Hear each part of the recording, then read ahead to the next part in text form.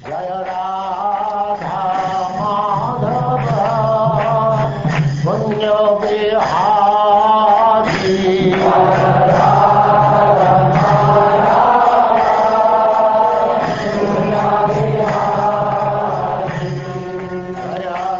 And now we begin the fourth canto, chapter 1, entitled Genealogical Table of the Daughters of Manu.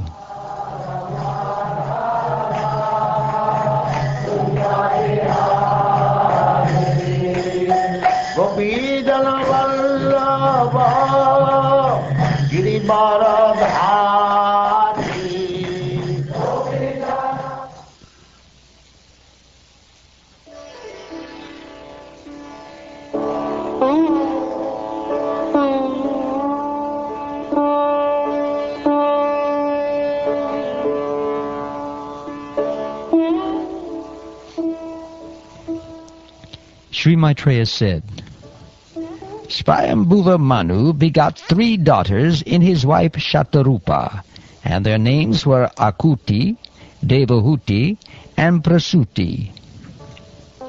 Akuti had 2 brothers, but in spite of her brothers, King Swayambhuva Manu handed her over to Prajapati Ruchi on the condition that the son born of her be returned to Manu as his son. This he did in consultation with his wife Shatarupa. Ruchi, who was very powerful in his Brahminical qualifications, and was appointed one of the progenitors of the living entities, begot 1 son and 1 daughter by his wife Akuti. Of the 2 children born of Akuti, the male child was directly an incarnation of the Supreme Personality of Godhead, and his name was Yagya, which is another name of Lord Vishnu. The female child was a partial incarnation of Lakshmi, the goddess of fortune, the eternal consort of Lord Vishnu. Swayambhuva Manu very gladly brought home the beautiful boy named Yagya, and Ruchi, his son-in-law, kept with him the daughter Dakshina. The lord of the ritualistic performance of Yagya later married Dakshina, who was anxious to have the personality of Godhead as her husband, and in this wife the Lord was also very much pleased to beget 12 children. The 12 boys born of Yagya and Dakshina were named Tosha, Partosha, Santosha, Bhadra, Shanti, Idaspati, Idhima, Kavi, Vibhu, Svana, Sudeva, and Rochana. During the time of Swayambhuva Manu, these sons all became the demigods, collectively named the Tushitas. Marichi became the head of the 7 rishis, and Yagya became the king of the demigods, Indra. Swayambhuva Manu's 2 sons, Priyavrata and Uttanapad, became very powerful kings, and their sons and grandsons spread all over the 3 worlds during that period. My dear son, Swayambhuva Manu handed over his very dear daughter, Devahuti, to Kardama Muni. I have already spoken to you about them, and you have heard about them almost in full. Swayambhuva Manu handed over his daughter Prasuti to the son of Brahma named Daksha, who was also one of the progenitors of the living entities. The descendants of Daksha are spread throughout the 3 worlds. You have already been informed about the 9 daughters of Kardama Muni, who were handed over to 9 different sages. I shall now describe the descendants of those 9 daughters. Please hear from me. Kardama Muni's daughter, Kala, who was married to Marichi, gave birth to 2 children, whose names were Kashyapa and Purnima. Their descendants are spread all over the world. My dear Vidura, of the 2 sons, Kashyapa and Purnima, Purnima begot 3 children, namely Viraja, Vishvaga, and Devakulya. Of these three, Devakulya was the water which washed the lotus feet of the personality of Godhead, and which later on transformed into the Ganges of the heavenly planets. Anasuya, the wife of Atri Muni, gave birth to three very famous sons, Soma, Dattatreya, and Durvasa, who were partial representations of Lord Vishnu, Lord Shiva, and Lord Brahma. Soma was a partial representation of Lord Brahma, Dattatreya was a partial representation of Lord Vishnu, and Durvasa was a partial representation of Lord Shiva.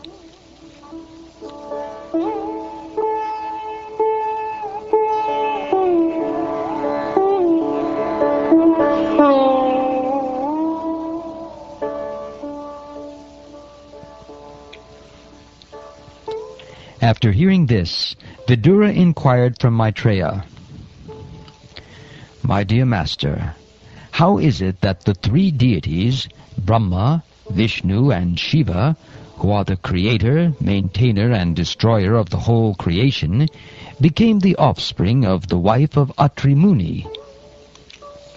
Maitreya said, "When Lord Brahma ordered Atri Muni to create generations after marrying Anasuya, Atri Muni and his wife went to perform severe austerities in the valley of the mountain known as Riksha. In that mountain valley flows a river named Nirvindya. On the bank of the river are many ashok trees and other plants full of palasha flowers, and there is always the sweet sound of water flowing from a waterfall. The husband and wife reached that beautiful place. There the great sage concentrated his mind by the yogic breathing exercises, and thereby controlling all attachment, he remained standing on one leg only, eating nothing but air, and stood there on one leg for 100 years. He was thinking, 'May the Lord of the universe, of whom I have taken shelter, kindly be pleased to offer me a son, exactly like him.' While Atri Muni was engaged in these severe austerities, a blazing fire came out of his head by virtue of his breathing exercise, and that fire was seen by the three principal deities of the three worlds. At that time, the three deities approached the hermitage of Atri Muni, accompanied by the denizens of the heavenly planets, such as the celestial beauties, the Gandharvas, the Siddhas, the Vidyadharas, and the Nagas. Thus they entered the ashram of the great sage who had become famous by his austerities.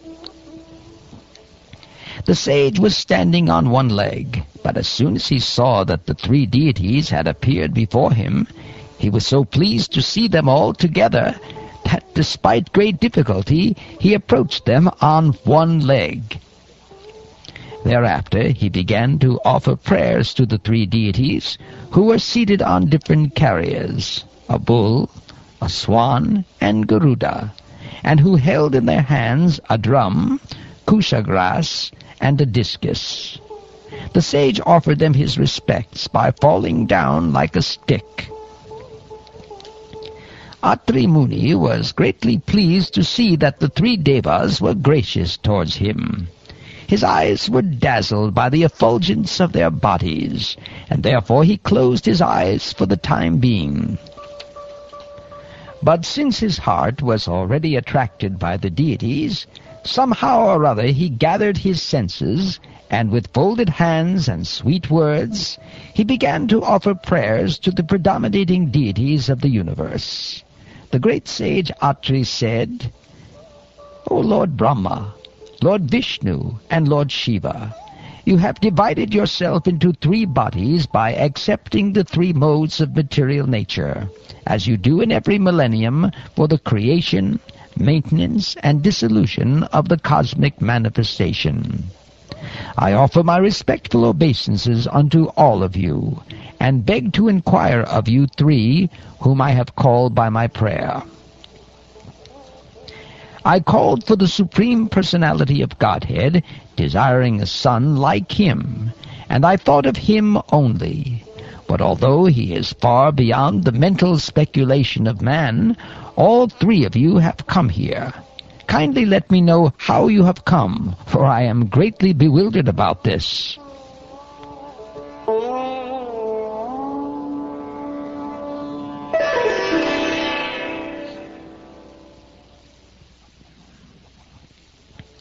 Upon hearing Atri Muni speak in that way, the three great deities smiled, and they replied in the following sweet words.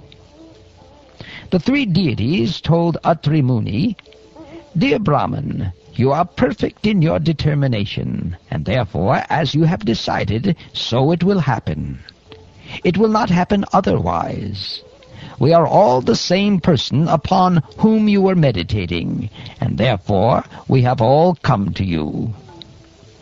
You will have sons who will represent a partial manifestation of our potency, and because we desire all good fortune for you, those sons will glorify your reputation throughout the world."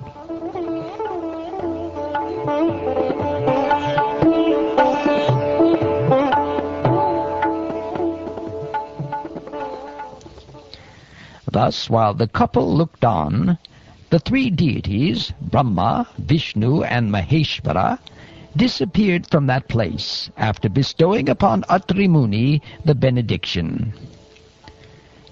Thereafter, from the partial representation of Brahma, the moon god was born of them. From the partial representation of Vishnu, the great mystic Dattatreya was born. And from the partial representation of Shankara, or Lord Shiva, Durvasa was born.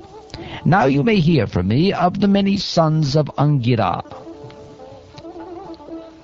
Angira's wife, Shraddha, gave birth to 4 daughters named Sinivali, Kuhu, Rakha, and Anumati.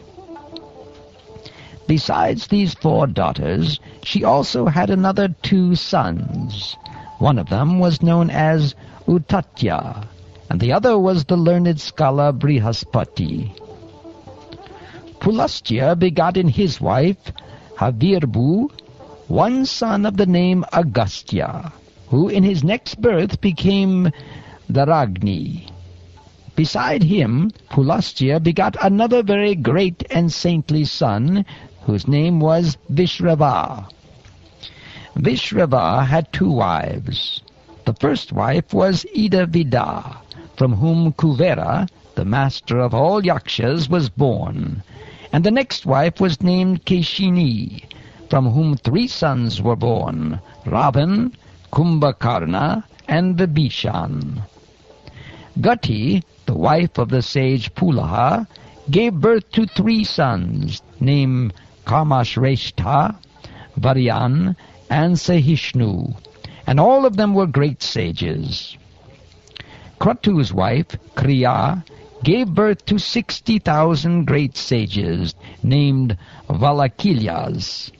All these sages were greatly advanced in spiritual knowledge, and their bodies were illuminated by such knowledge.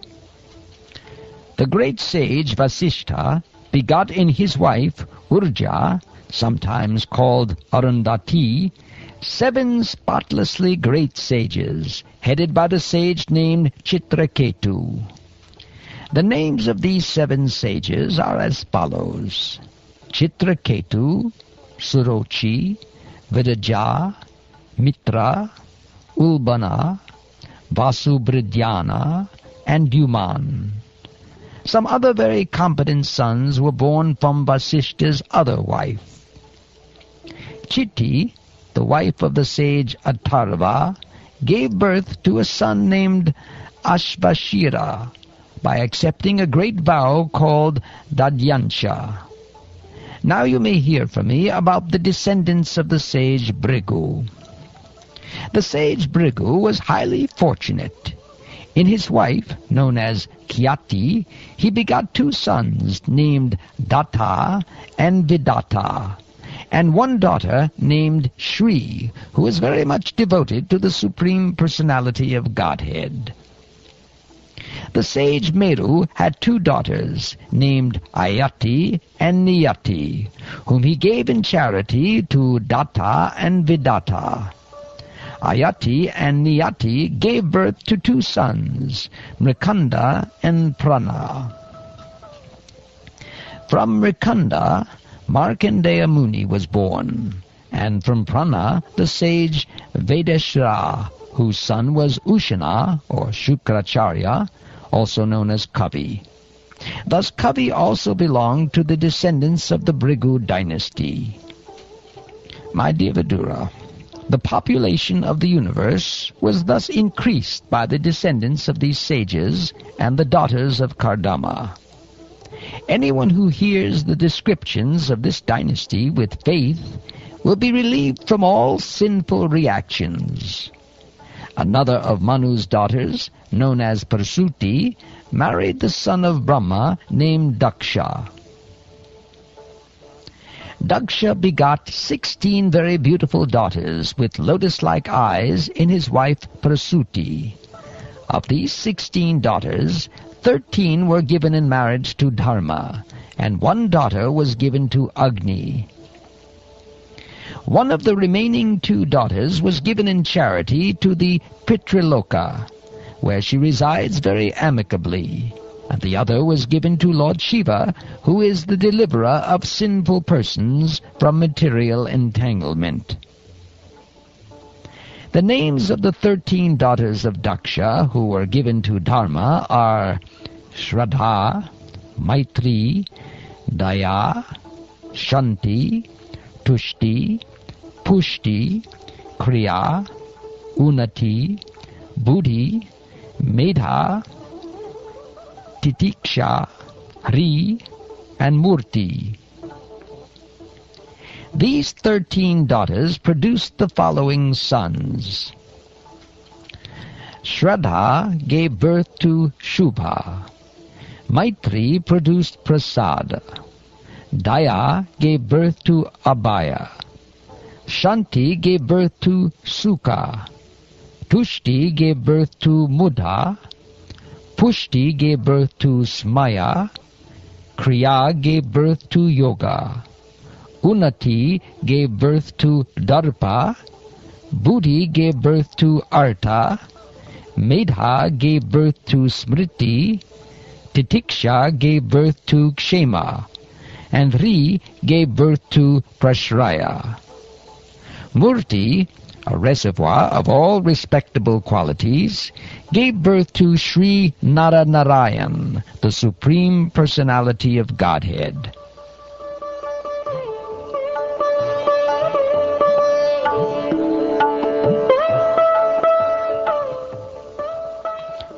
On the occasion of the appearance of Naranarayan, the entire world was full of joy. Everyone's mind became tranquil, and thus in all directions the air, the rivers, and the mountains became pleasant. In the heavenly planets, bands began to play, and they showered flowers from the sky. The pacified sages chanted Vedic prayers. The denizens of heaven, known as the Gandharvas and Kinnaras, sang.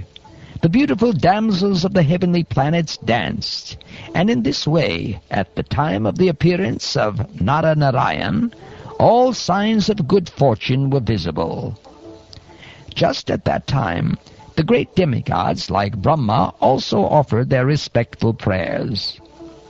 The demigods said, "Let us offer our respectful obeisances unto the transcendental personality of Godhead, who created as his external energy this cosmic manifestation, which is situated in him as the air and clouds are situated in space, and who has now appeared in the form of Naranarayan Rishi in the house of Dharma.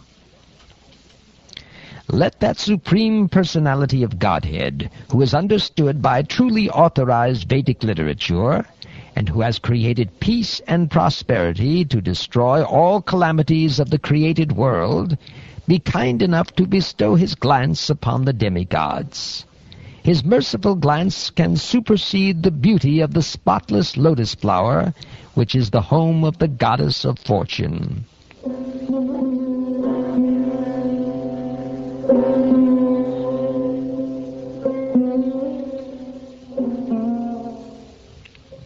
O Vidura, thus the demigods worshipped with prayers the Supreme Personality of Godhead, appearing as the sage Narayan. The Lord glanced upon them with mercy, and then departed for Gandhamadan hill.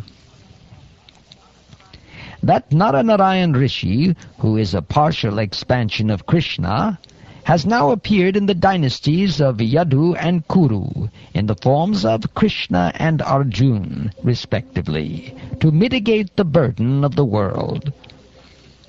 The predominating deity of fire begot in his wife, Svaha, 3 children named Pavaka, Pavamana, and Shuchi, who exist by eating the oblations offered to the fire of sacrifice. From those 3 sons, another 45 descendants were generated, who are also fire gods. The total number of fire gods is therefore 49, including the fathers and the grandfather. These 49 fire gods are the beneficiaries of the oblations offered in the Vedic sacrificial fire by impersonalist brahmanas. The Agnishvatas, the Varishadhas, the Somyas, and the Ajyapas are the Pitas. They are either Sagnika or Niragnika, that is, whose means is with or without fire.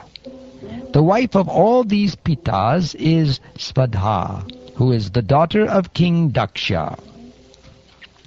Svadha, who was offered to the Pitas, begot 2 daughters named Vayuna and Darini, both of whom were impersonalists and were expert in transcendental and Vedic knowledge.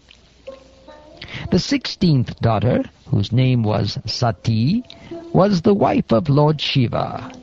She could not produce a child, although she always faithfully engaged in the service of her husband. The reason is that Sati's father, Daksha, used to rebuke Lord Shiva in spite of Shiva's faultlessness. Consequently, before attaining a mature age, Sati gave up her body by dint of yogic mystic power.